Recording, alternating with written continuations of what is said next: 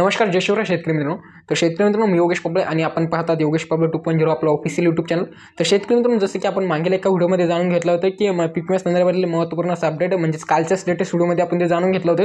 त्याच्यात मुख्यतः 12 जिल्ह्यांकरता पहिल्या टप्प्यात जे की राज्य शासन पीक विमा वाटप लवकरच सुरुवात करणार आहे, त्यांच्याकरता जे की पीक विमा जे रकमेची तरतूद जे की राज्य शासनाच्या माध्यमातून म्हणजेच पीक विमा कंपन्यांच्या माध्यमातून झालेली आहे आणि जवळजवळ 15 ते 17 जुलैपासून किंवा 20 जुलैपासून ते रक्कम त्यांच्या खात्यात येण्यास सुरुवात होईल, त्यांना वाटपास सुरुवात होईल.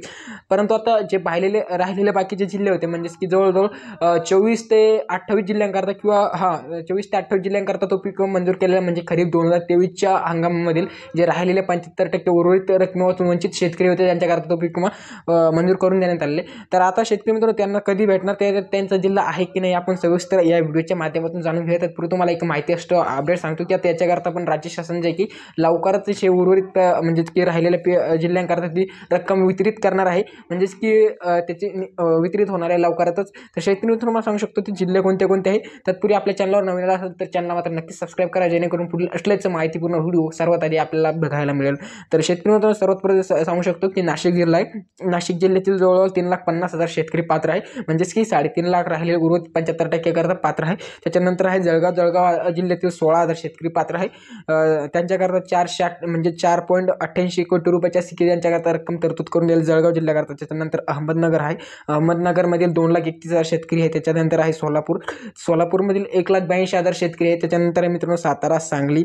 साताऱ्यातील जे म्हणजेच की सातारा जिल्ह्यातील आहे 4,40,000 म्हणजे सॉरी मित्रांनो 40,406 लोकसंख्या म्हणजे शेतकरी त्यात पात्र आहे. त्याच्यानंतर आहे सांगली. तर सांगलीमध्ये 98,000 शेतकरी आहे. त्याच्यानंतर आहे बीडमधील 7 लाख शेतकरी पात्र आहे. बुलढाणा आहे, धाराशिव आहे, त्याच्यानंतर अकोला आहे, कोल्हापूर आहे, जालना आहे, परभणी आहे, नागपूर आहे, लातूर आहे, अमरावती आहे.